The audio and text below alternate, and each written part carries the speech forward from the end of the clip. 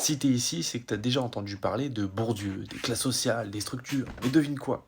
Il existe plein d'autres courants en sociologie, notamment française. Et aujourd'hui, on va parler de la sociologie pragmatique.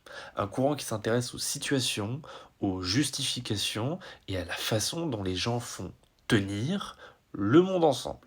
La sociopragmatique, c'est pas juste une théorie de plus, c'est une manière de regarder l'action. On s'intéresse à ce que les gens font dans des situations concrètes. Comment ils justifient leurs actes, comment ils critiquent l'injustice, comment ils évaluent ce qui est bien, juste, légitime. Tout ça, ça commence en 1987 avec un livre qui s'appelle Les économies de la grandeur, puis un autre livre, De la justification en 1991 de Boltanski et Thévenot.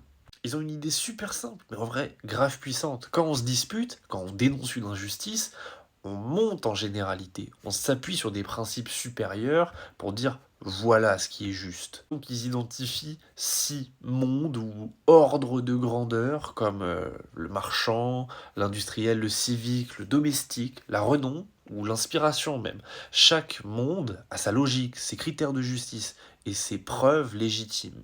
Et donc, contrairement à Bourdieu, qui insiste sur les structures, la sociologie pragmatique regarde les acteurs en situation, leurs arguments, leurs émotions, leurs objets, leurs dispositifs. Ça montre que le social, c'est pas simplement imposé d'en haut, il se fabrique par des épreuves, des disputes et des justifications.